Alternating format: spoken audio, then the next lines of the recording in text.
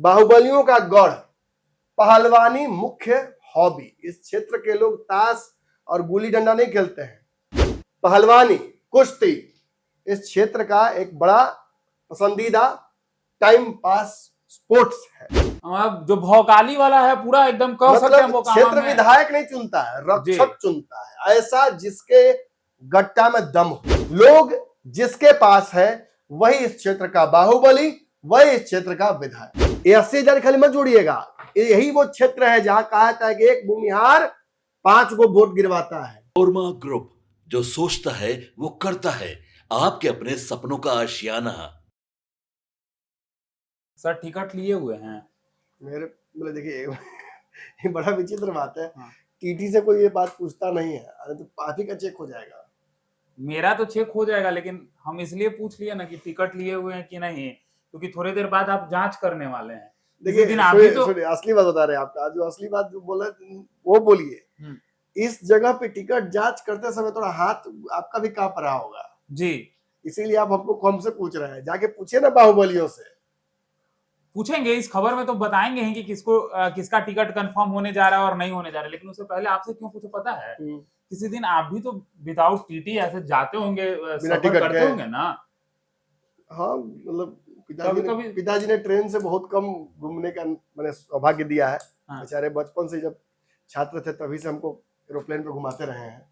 लेकिन हाँ, 1-2 बार राजधानी से और 1 बार गरीब रथ से हम पटना आए हैं। तो आज दर्शकों को बता, गरीब रथ से आए थे तो टिकट नहीं था मेरे पास।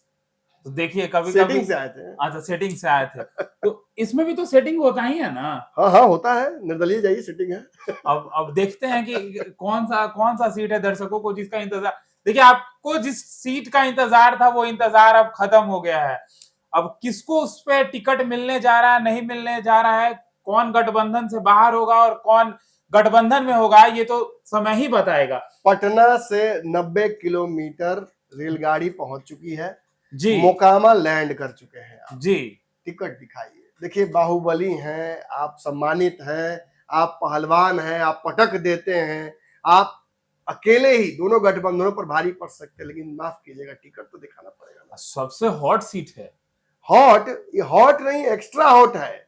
इतना हॉट है कि 90 किलोमीटर दूर से इसकी गर्मी महसूस हो रही है। और कल तो हम एक लाइन कहे थे कि राजनीतिक तापमान तय करता है, लेकिन इसको कहिए कि राजनीतिक तापमान ही तय करता है। बिल्कुल। हम बात कर रहे हैं दर्शकों टाल क्षेत्र मोकामा की। वो मोकामा जो पटना से 90 किलोमीटर दूर है, वो मोकामा जो NH 31 पर बसा है, वो मोकामा जो मगध, मौर्य और गुप्त काल से व्यापारिक अपने दृष्टिकोण से अहमियत बनाए हुए है बिहार में। वो मोकामा जहां हिंदी और मगही बोला जाता है, भोजपुरी भी। गंगा का मेला लगता है, दाल की राजधानी कहा जाता है जी। पूरे भारत में दूसरे नंबर पर चना दाल उगाने में मोकामा है।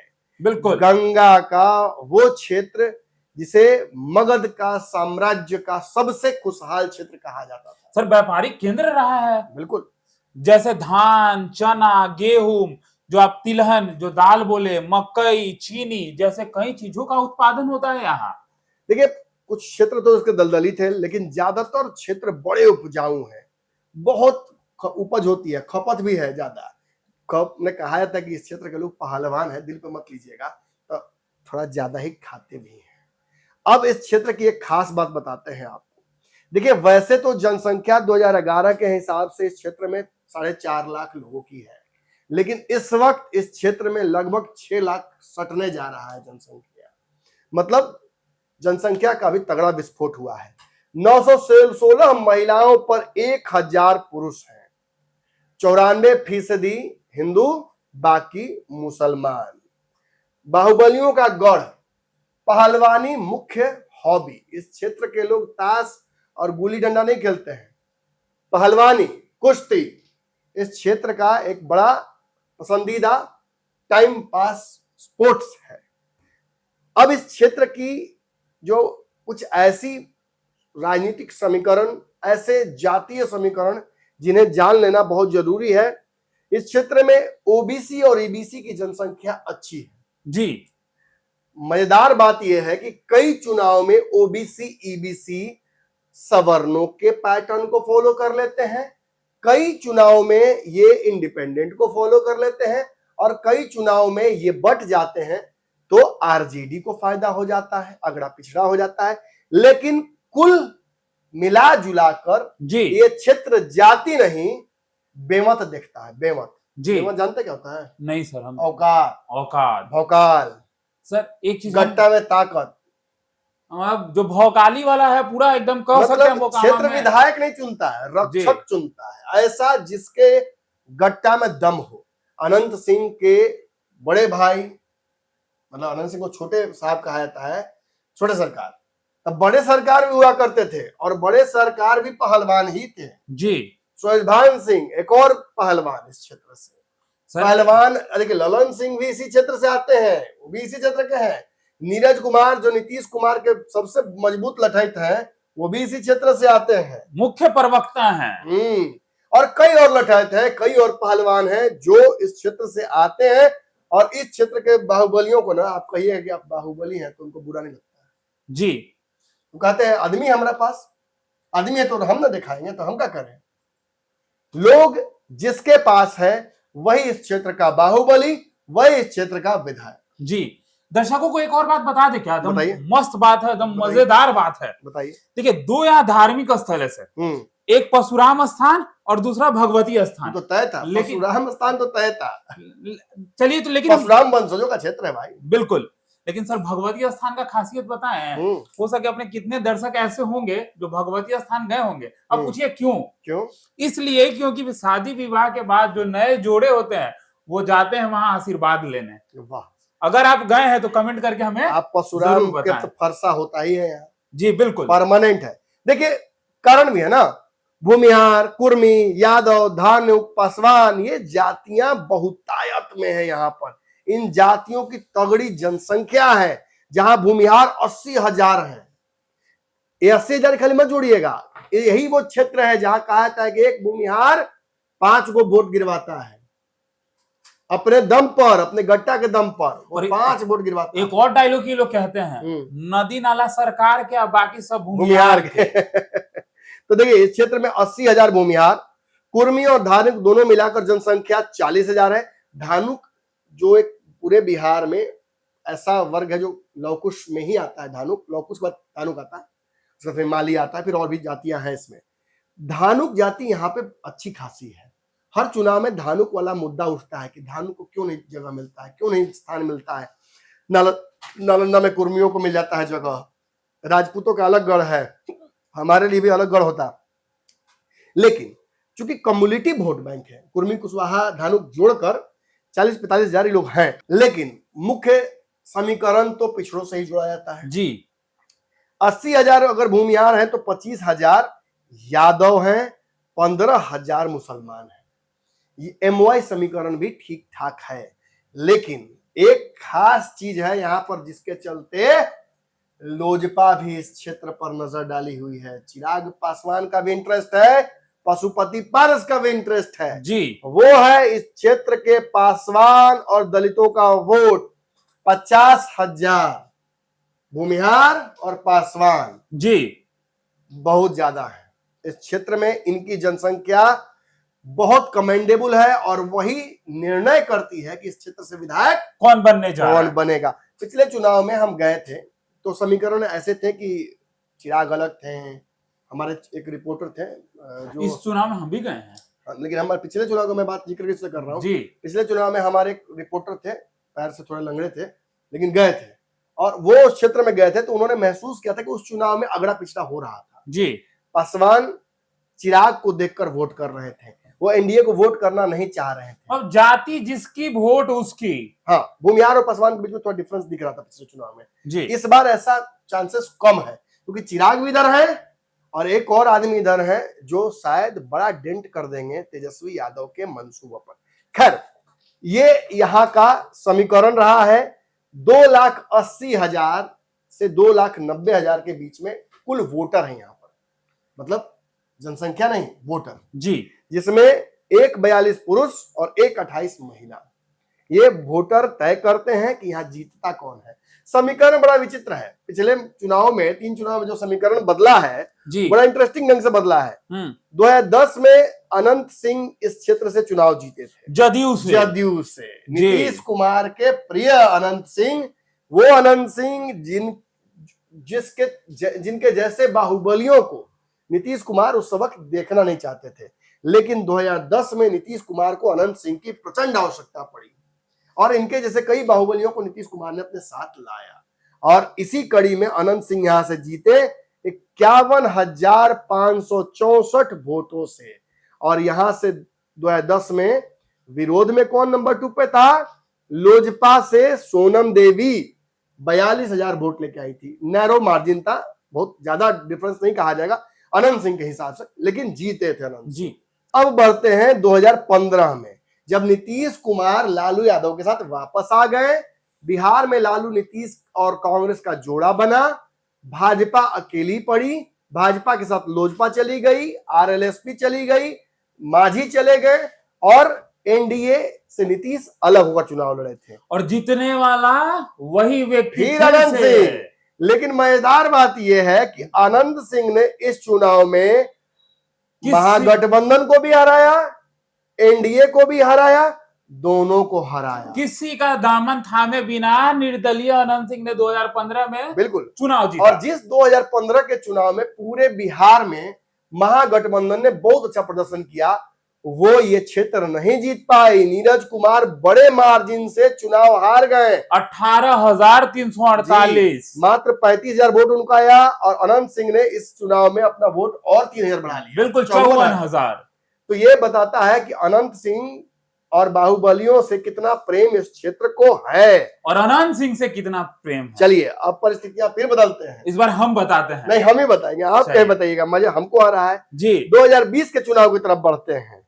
अनंत सिंह फिर जीतते हैं, लेकिन इस मत बार सोचिए कि निर्दलीय है। इस बार निर्दलीय नहीं, ना ही इस बार जदयू से। अनंत सिंह इस बार राजद के टिकट पर चुनाव लड़ते हैं और पूर्व के सारे रिकॉर्ड ध्वस्त करते हुए 78,721 वोट लेकर आते हैं। ये वो चुनाव है जिसमें तेजस्वी यादव मुख्यमंत्री बनते बनते रह गए, कांग्रेस का प्रदर्शन अच्छा नहीं रहा। ये वो चुनाव है जिसमें नीतीश कुमार की पार्टी थोड़ा डेंट हुई थी, लेकिन सरकार बनी एनडीए की ही, एनडीए अच्छा बहुमत लेकर आया था और नीतीश कुमार मुख्यमंत्री बने। लेकिन इसमें जदयू की तरफ से राजीव लोचन जी को चुनाव लड़ाया गया, नीरज कुमार पर दोबारा दाव नहीं लगाया गया, उन्हें एमएलसी बना दिया गया। 42,964 वोट लेकर आए थे। एलजेपी ने भी यहां प्रत्याशी उतारा, इसके बाद चिराग पासवान भी लड़े थे। चिराग पासवान के सुरेश निषाद ने 13,321 वोट लाया जी। मतलब इतना वोट काटने के बावजूद इस क्षेत्र में अनंत सिंह को जबरदस्त वोट हुआ। मतलब क्या हुआ, अनंत सिंह ने 80,000 भूमिहारों का विशुद्ध वोट तो लिया ही लिया, साथ ही साथ मुस्लिम और यादव का जो टोटल वोट 40,000 है ये भी ले लिया। बिल्कुल, ये भी समीकरण उनके पक्ष में चला गया आरजेडी के चलते। लेकिन ये कुछ अच्छी चीजें होती हैं, उनका समापन भी हो जाता जल्दी। 20 में चुनाव जीते, 78,000 वोट लेकर आए, 22 में यूएपीए लगा, लिपि सिंह उनके पीछे और उनके भाषा में नीपी सिंह उनके पीछे लग गई। और उसके बाद जो प्रकरण हुआ उसमें मैं बहुत डिटेल में नहीं जाऊंगा, हम क्राइम जर्नलिस्ट नहीं है सर। अब 2022 के बाद वही जा रहा हूं, वही समझाने जा रहा था। और कहीं ना कहीं उसकी वजह से समीकरण बदले और 2022 में अनंत सिंह को अपनी जो विधायकी है गंवानी पड़ी। उसके बाद उनकी पत्नी को आगे किया गया। एक मजेदार बात यह भी कि 2019 में उनकी पत्नी यहां से लोकसभा चुनाव में आजमा चुकी थी हाथ, कुछ फायदा उनको नहीं हुआ था, कांग्रेस के टिकट पर वो गई थी, लेकिन यहां से ललन सिंह जीत गए थे 2019 के लोकसभा चुनाव जी, और अच्छे मार्जिन से जीत गए थे। वो पूरा दौर था जिस वक्त देश में पाकिस्तान को लेकर जबरदस्त हेट्रेट थी, जो पूरा उरी वाला मामला हुआ था, जिसके चलते चुनाव एक तरफा हो गया था। 39 सीटें बिहार में भाजपा जीती थी, एनडीए जीती थी और एक ही सीट किशनगंज हारी थी। खैर, इस चुनाव में नीलम वर्सेस सोनम हुआ। नीलम सोनम दोनों चावल है बिहार में, फेमस चावल है जी। एक चावल वर्सेस दूसरा चावल, हाँ। और दोनों तगड़े बाहुबलियों की पत्नियां उतरी और इस चुनाव में 17,000 वोट से नीलम देवी ने विजय प्राप्त की। 2022 से अभी तक नीलम देवी ही इस क्षेत्र की विधायक हैं, लेकिन अनंत सिंह ने हाल ही में एक बड़ा बयान दे दिया है।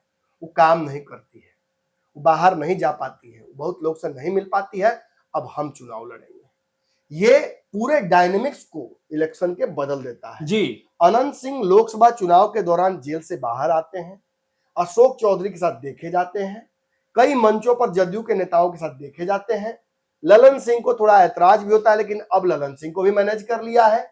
खबर यही आ रही है कि इस क्षेत्र से ललन सिंह के आशीर्वाद, नीतीश कुमार के आशीर्वाद और जनता के कहने पर अनंत सिंह दाल ठोकने की तैयारी कर चुके हैं। वो क्षेत्र में ही घूम रहे हैं। जी अनंत सिंह मोकामा में ही लगातार मौजूद हैं। जब से जेल से निकले हैं तब से अपनी दावेदारी उन्होंने सुनिश्चित कर ली है क्षेत्र से, और वो चुनाव लड़ेंगे, ये लगभग तय है।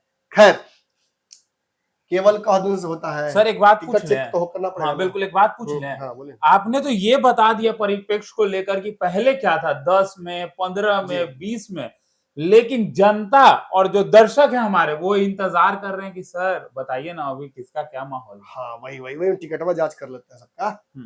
तो इस क्षेत्र में एनडीए से दावेदारी किसकी किसकी है, पहले ये नोट कर लीजिए। देखिए, अनंत सिंह अनडाउटेड दावेदारी उनकी है जी और बहुत चुनौती कोई दूर दूर तक उनको देता नजर नहीं आ रहा है। लेकिन इस क्षेत्र में और भी दावेदारियां हैं।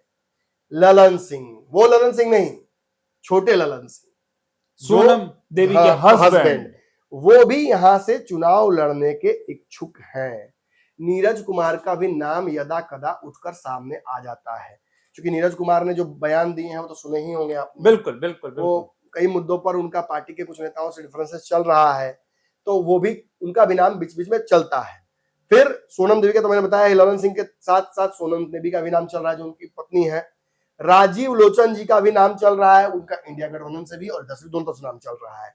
सुरेश निषाद जो लोजपा से चुनाव लड़े थे, उनके लिए भी ये सीट चिराग मांग सकते हैं, इसकी भी संभावना है, लेकिन चिराग इस लफड़े में पड़ना नहीं चाहेंगे। अब आते हैं जन स्वराज की तरफ।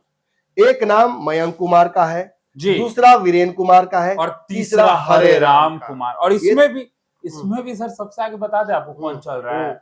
एक निजी सर्वे के चैनल से पता चला कि मयंक कुमार सबसे आगे चल रहा है। जी, अब आते हैं महागठबंधन की तरफ। असली लड़ाई यही है, सारा पेंच यहीं आगे फंसता है। देखिए, इस क्षेत्र में सूरजभान सिंह घूम रहे हैं जी। सूरजभान सिंह ने नाक की लड़ाई मान ली है, और सूरजभान सिंह भी इस क्षेत्र के पुराने बाहुबलियों में से हैं। उनका अनंत सिंह के साथ नया पुराना दोस्ती और अदावत दोनों का कहानी रहा है।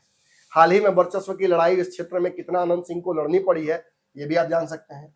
सोनू मोनू का कहानी समझ में आता है, फिर सूरजभान सिंह का नाम आता है, फिर सूरजभान सिंह के किसी करीबी का नाम आता है। लेकिन सूरजभान सिंह इस क्षेत्र पर अपनी नजर गड़ाए हुए हैं। RLJP यानी पशुपति पारस की पार्टी, उनको 3-4 सीटें मिलनी है इस बार महागठबंधन में। 3 तो कम से कम मिलना है, उसमें से एक सीट ये मोकामा वाला हो सकता है। इस क्षेत्र में सूरजभान सिंह की पत्नी और भाई दोनों का नाम चल रहा है जी। वीणा देवी भी चुनाव लड़ सकती हैं और चंदन सिंह भी चुनाव लड़ सकते हैं, दोनों का यहां से नाम चल रहा है। लेकिन सुर्खियां कोई और बटोर रहा है। बाहुबलियों में केवल भूमिहारे का नाम आएगा। कोईरान, ततवान और अहिरान बहुत लोग हैं, सबका नाम आएगा। बाहुबली तो सब में होता है जी। इस क्षेत्र से अशोक महतो का भी नाम आता है। अशोक महतो पिछली बार लोकसभा में भाग्य आजमा चुके हैं। उनकी पत्नी शादी हुई, अनीता कुमारी से शादी उनकी हुई और वो चुनाव लड़ी थी। इस बार मोकामा से अनंत सिंह वर्सेस अशोक महतो, कम से कम मीडिया ने तो मान लिया कि होगा जी। मीडिया में लगातार अशोक महतो के उनकी पत्नी के चुनाव लड़ने की खबर आ रही है। अशोक महतो चुनाव लड़ेंगे कि नहीं लड़ेंगे ये राजद तय करेगा, क्योंकि राजद कोटे में ये सीट जाएगी तो अशोक महतो चुनाव लड़ेंगे, और अगर ये सीट RLJP को जाती है तो यहां से सूरजभान सिंह के करीबी का चुनाव लड़ना लगभग तय है। एक और नाम जी, बंटू सिंह, अनंत सिंह के एक समय में मुख्य हनुमान, और अभी RJD में है, और इनका भी इंटरेस्ट इस क्षेत्र से चुनाव लड़ने का है। हालांकि कभी उन्होंने सार्वजनिक तौर पर ये कहा नहीं है, लेकिन क्षेत्र में फोन करने पे लोग कह रहे हैं कि बंटू सिंह को भी देखना चाहते हैं, वो भी आते तो अच्छा होता। लेकिन अनंत सिंह के खिलाफ बंटू सिंह चुनाव लड़ना चाहेंगे कि नहीं लड़ना चाहेंगे, क्योंकि ये कॉन्फ्रंटेशन अनंत सिंह और बंटू सिंह हमेशा अवॉइड करते रहे हैं। दोनों एक दूसरे पर सीधा हमला करने से या कुछ भी बोलने से हमेशा ऐतराज दिखाते रहे हैं। एक रिश्ता भी अच्छा दोनों के बीच में रहा है, तो उसे भी बिगाड़ना नहीं चाहेंगे। लेकिन बंटू सिंह का भी नाम इस क्षेत्र से चल रहा है। निर्दलीय प्रत्याशियों में कई नाम है, लेकिन एक नाम पीयूष प्रियदर्शी का खूब चल रहा है, क्योंकि पीयूष प्रियदर्शी इस क्षेत्र में घूम भी रहे हैं और यूट्यूबरों की एक बड़ी फौज उनके पीछे लगी हुई है जी। पीयूष प्रियदर्शी वही हैं जो पिछले चुनाव में भी यहां से तैयारी करने के लिए आए थे, लेकिन अंतिम समय में पता नहीं क्यों विलीन हो गए थे। हमने उनको पिछले चुनाव में भी खोजने की कोशिश की, लेकिन एकाएक विलीन हो गए थे। तो इस बार लगता है सोच समझ के आए हैं। पीयूष प्रियदर्शी धानुक समाज से आते हैं। ये धानुक समाज से आते हैं, जिसकी मैंने क्यूमुलेटिव जनसंख्या मैंने बताई थी कुर्मी और धानुक की 40-45 हजार के आसपास है। तो इंटरेस्ट इनका भी इस क्षेत्र में है। ये भी सोचते हैं कि निर्दलीय जब सब लोग लड़ सकते हैं तो हम भी लड़ेंगे, लेकिन जब अशोक महतो चुनाव लड़ेंगे तो मुझे लगता है कि शायद पीयूष प्रियदर्शी का यहाँ पे माने जमानत जब्ते होने की स्थिति बन जाएगी, क्योंकि एक तरफ अनंत सिंह, एक तरफ अशोक महतो, अगला पिछड़ा होना लगभग तय है। मुस्लिम यादव अपना नेतृत्व तय कर लेंगे, उन्हें किधर जाना है। बचा कुर्मी धानुक, नीतीश कुमार कुर्मी लेके चले जाएंगे, और धानुक जो जनसंख्या है थोड़ा सा इसमें डिवीजन होने को देख सकते हैं हम लोग, लेकिन धानुक समाज इस क्षेत्र का लगातार कई चुनावों से एग्रेसिव है कि भाई ये क्षेत्र धानुकों का है, क्यों नहीं आप लोग ये बात बोलते हैं। तो हमने कह दिया धानुक प्रधान क्षेत्र है, इसमें जनसंख्या है, लेकिन जब धानुक की बात करेंगे, जब भूमिहार की बात करेंगे, तो ये क्यों भूल जाएंगे कि 50,000 पासवान भी है। इसे कैसे भूल जाइएगा। अगर चिराग पासवान पेच फंसाना चाहेंगे तो यहाँ पेच फंस सकता है, लेकिन कई जगहों पर चिराग पासवान जैसा कहा है वो 243 सीट लड़ रहे हैं, सभी सहयोगियों की सीट पर वो जाएंगे, मदद करेंगे। तो हो सकता है कि वो अनंत सिंह के चुनाव प्रचार में जाए और पासवान को मैसेज दे कि भाई इस बार इधर। जो भी होगा, इस प्लेटफॉर्म पर पहुंची हुई गाड़ी मैंने जैसा कहा गट्टा के बल पर आगे बढ़ती है। और देखिए अब आपको हमने 2 विधानसभा सीटों की जानकारी जो है दे दी है, और दोनों हॉट, और अगर दोनों में से हॉट कौन ज्यादा है तो वो मोकामा। तो देखिए हमने आपको बताया है कि मोकामा से किसे जो है वो टिकट मिल सकता है, नहीं मिल सकता है, कौन दावेदारी जो है वो पेश करेगा। तो तमाम ऐसे ही खबरों के लिए हमारे साथ बने रहे। आप हमारा खास कार्यक्रम देख रहे थे टिकट जांच। धन्यवाद। आपके सपनों को हमने सजाया है, ई होम्स पैनोरामा को हमने बनाया है। ई होम्स मेरा एक सपना था जिसपे मैं पिछले 4 साल से काम कर रहा था। हमने जो बनाया है वो सबने है माना। ई होम्स पैनोरामा में हो आपका भी आशियाना। और फाइनली हमने 2021 में इस प्रोजेक्ट को लॉन्च किया। बहुत लोग अप्रिशिएट कर रहे हैं कि पूर्णिया जैसे शहर में, बिहार के, एक तो बिहार की बात करें उसमें भी पूर्णिया जैसे छोटे जगह में इस तरह का लाइफस्टाइल देना, ये सुन के हम लोगों को बहुत अच्छा लगता है। ई होम्स में हमने कुछ और भी किया है, जैसे हम जिस जगह में रह रहे हैं हमारे फैमिली सिक्योर हो, उनको सिक्योरिटी का ध्यान में रखा है। आपकी सुविधा और सुरक्षा आपके लिए खास है, ये आपका विश्वास है। इसमें आर्टिफिशियल इंटेलिजेंस का 7 लेयर सिक्योरिटी का हमने इस्तेमाल किया है। लस ग्रीन कैंपस को बनाया है। यदि हमारा बाउंड्री वाल है तो वो वर्टिकल गार्डन है। ये जितनी भी फैसिलिटी होता है एक इंटरनेशनल टाउनशिप में ई होम्स है, ये हम लोग विश्वास नहीं कर पा रहे हैं। जो भी हमारे मित्र दोस्त या जो भी हमारे बाहर के बाहर आते हैं तो हम लोगों को बहुत अच्छा सुनने को मिलता है और बहुत अच्छा क्रेडिट मिल रहा है। वो सारा हमने सिर्फ एक बिल्डिंग नहीं बनाया, हमें एक बहुत अच्छा लाइफस्टाइल दिया ई होम्स में, और मेरा एक सपना था जिसको मैं आज फुलफिल होते हुए देख रहा हूँ। ये आपका आवास है। ई होम्स पैनोरामा में अब आपका निवास है। E Homes Panorama, luxurious lifestyle redefined. Panorama Group, जो सोचता है वो करता है। अगर ये वीडियो पसंद आई और वह बिहार के राजनीति और बिहारियत से सरोकार रखेनी तो सब्सक्राइब बटन दबा के चैनल के सब्सक्राइब कर ली। ओजे एगो घंटी बा, ओकरा बटन दबा देला से कुल सटीक और मारक खबर रुआ मुफ्त में मिल जाई। अगर रुआ पत्रकारिता के हमनी के नया प्रयोग में सहयोग कर चाहतानी तो ज्वाइन बटन दबा दी। पेटीएम नंबर नोट कर ली 9386816700।